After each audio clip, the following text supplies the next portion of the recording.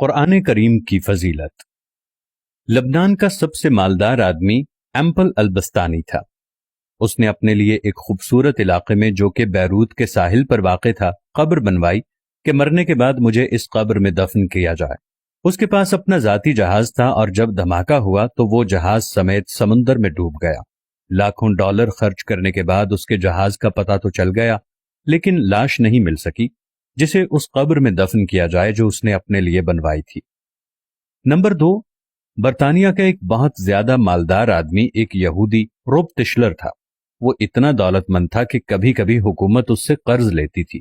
اس نے اپنے عظیم الشان محل میں ایک کمرہ اپنی دولت رکھنے کے لیے مختص کیا تھا جو کہ ہر وقت سیم و زر سے بھرا ہوا رہتا تھا۔ ایک دفعہ وہ اس کمرے میں داخل ہوا اور غلطی سے دروازہ بند ہو گیا۔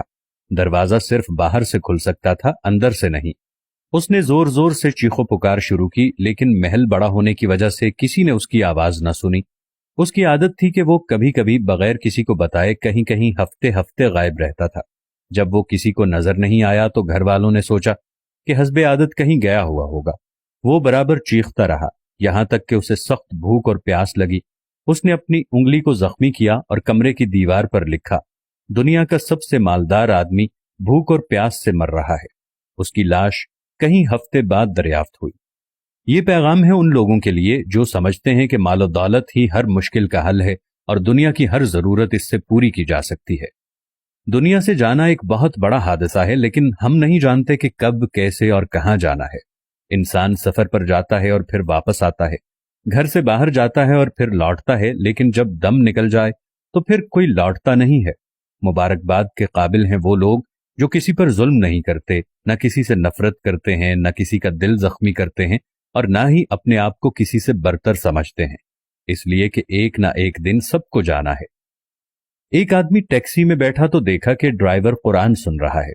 اس نے پوچھا کہ کیا کوئی آدمی مر گیا ہے؟ اس نے کہا، ہاں، ہمارے دل مر چکے ہیں۔ قیدی اس لیے قرآن مانگتا ہے کہ قید تنہائی میں اس کا ساتھی بنے۔ مریض ہسپتال میں اس لیے قرآن مانگتا ہے کہ اللہ اس کے مرض کو دور کرے، اور مردہ قبر میں تمنا کرتا ہے کہ کاش میں قرآن پڑھتا تو آج قبر میں میرا غمخوار ہوتا۔ آج نہ ہم قیدی ہیں، نہ ہم مریض ہیں، اور نہ ہی ہم مرے ہوئے ہیں کہ قبر میں قرآن کی تمنا کریں۔ قرآن آج ہمارے ہاتھوں میں ہے، آنکھوں کے سامنے ہے، تو کیا ہمیں اس بات کا انتظار ہے کہ ہم ان مصیبتوں میں سے کسی ایک مصیبت میں گرفتار ہو جائیں اور پھر قرآن کو طلب کریں؟ اے اللہ، ہمارے قرآن کو ہمارے دلوں کی بہار، سینوں کا نور، عیوب کی پردہ پوش، نفوس کا مددگار، قبر کا ساتھی اور روز محشر میں سفارشی بنا دے، اور ہمیں قرآن پاک کے حقوق ادا کرنے کی توفیق عنایت فرما دے۔ ہمارے رب ہمیں قرآن پر ایمان لانے، پڑھنے اور اسے زبانی سیکھنے اور سمجھنے اور عمل کرنے اور دوسروں تک پہنچانے کی توفیق عطا فرما۔ میں اپنے تمام دیکھنے والوں سے یہ گزارش کرتا ہوں کہ قرآن کی قدر کیجیے۔